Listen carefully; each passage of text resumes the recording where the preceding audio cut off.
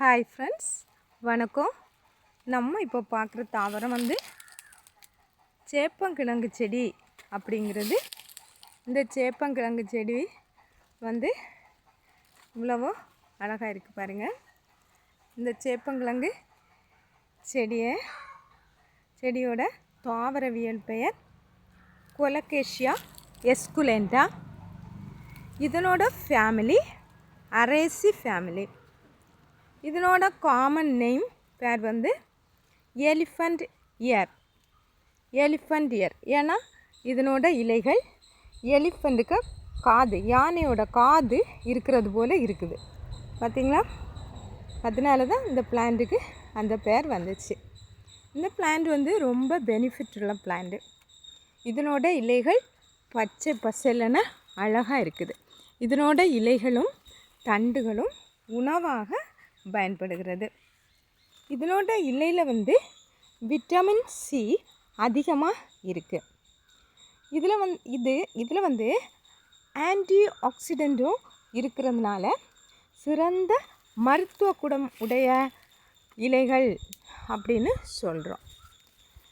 ஏன்னா இது இரத்த சோகை நோயை குறைக்கிறதுக்கும் இரத்த அழுத்தத்தை குறைக்கிறதுக்கும் உபயோகப்படுகிறது அப்படின்னு ஆராய்ச்சியாளர்கள் சொல்லியிருக்கிறாங்க.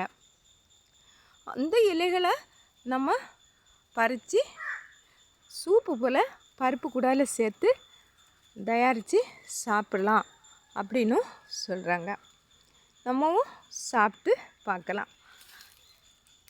ஏன்னா இதனுடைய தண்டுகளும் இந்த தண்டுலேயும் அதிகமான சத்து பொருள் இருக்குது. நோய் எதிர்ப்பு சக்தி உடையதாக இது இருக்குது.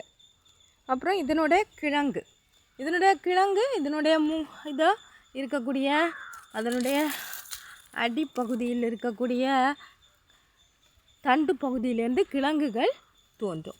இந்த கிழங்கை நம்ம தோல் சீவி வேக வச்சு தேங்காய், உப்பு, மஞ்சள் தூள், பெப்பர் பவுடர் இதெல்லாம் போட்டு சாப்பிட்டோன்னா நல்ல டேஸ்ட்டாக இருக்கும். அப்புறம் இந்த கிழங்கை நம்ம இப்படியே எடுத்து இதை தோலை சீவிட்டு சின்ன சின்ன துண்டுகளாக கட் பண்ணி நம்ம உலர்த்தி பவுடர் பண்ணி வைக்கலாம்.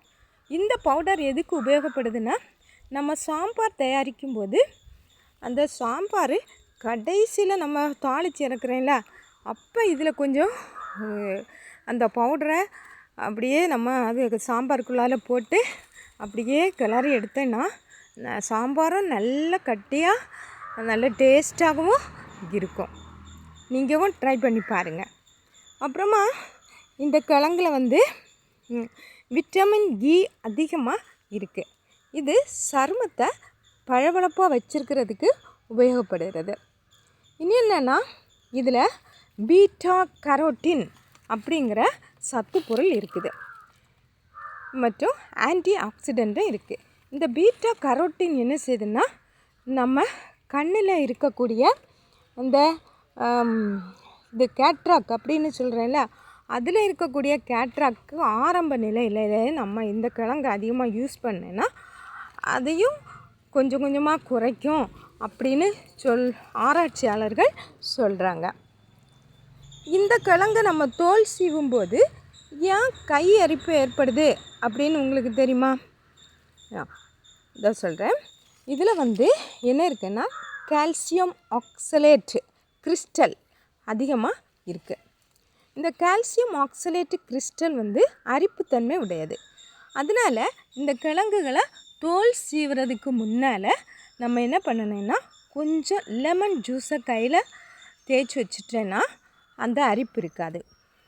நாங்கள் எல்லாம் சீவும்போது எங்கள் அம்மா சொல்லுவாங்க, நீங்கள் இந்த தோலை எடுத்து அந்த நெருப்பில் போடுங்க, அப்போ கையரிப்பு தீரும் அப்படின்னு சொல்லுவாங்க. அப்படி பண்ணினாலும் அதனோட தோலில் இருந்து வரக்கூடிய அந்த மனம் நம்ம உடம்புல இதாகி கையரிப்பு நிற்கும் அப்படின்னு ஒரு பழைய காலத்து நம்பிக்கை இதில் இருக்குது.